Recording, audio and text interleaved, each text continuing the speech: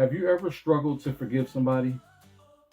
Does the pain come rushing back every time you think about it? I have experienced that also.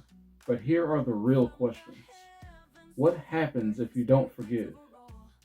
Does God still forgive you if you refuse to forgive others? Are there consequences when we hold unforgiveness in our hearts? Jesus warned us about this multiple times in the Bible. In Matthew 18:32 to 35, Jesus told the story of a servant who was forgiven a massive debt but refused to forgive someone who owed him much less. Because of his unforgiveness, he was handed over to tormentors. Then Jesus said, "This is how my heavenly Father will treat each of you unless you forgive your brother or your sister from your heart." In Mark 11:25, Jesus also said, "When you stand praying, forgive if you have anything against anyone, so that your Father in heaven may forgive you."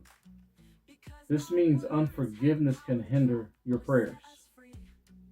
In 2 Corinthians 2:10 to 11, Paul reminds us that when we hold on to unforgiveness, we hurt our relationship with God, and we leave an open door for bitterness, anger, and even spiritual attacks from the devil.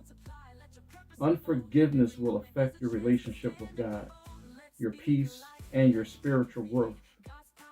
A few years ago, I was trapped in unforgiveness. A coworker kept doing something that hurt me and messed my schedule up every day. First, I asked him nicely to stop, but of course he didn't. My anger grew daily, but I knew reacting was wrong and could cost me my job.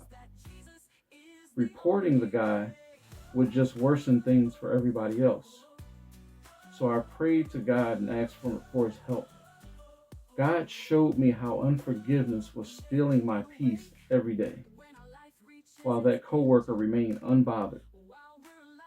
I realized I couldn't give him or the devil that kind of power over me or my peace. So I chose to obey God and forgive that guy. Within a few weeks, that coworker got another job. That experience taught me the power of obedience and forgiveness, even when it hurts. Forgiving doesn't mean the person was right. It doesn't mean you have to trust them again. But it does mean you're letting go because God commanded you to, and because you are taking your peace back. So let me ask you, have you ever experienced the freedom, the peace, the joy that comes after being released from the self-made prison of unforgiveness? If so, tell me about it in the comments. If you are struggling with unforgiveness and want me to pray for God to help you forgive, type "forgive" in the comments. Remember, forgiveness sets you free. Don't stay trapped in your self-made prison of unforgiveness.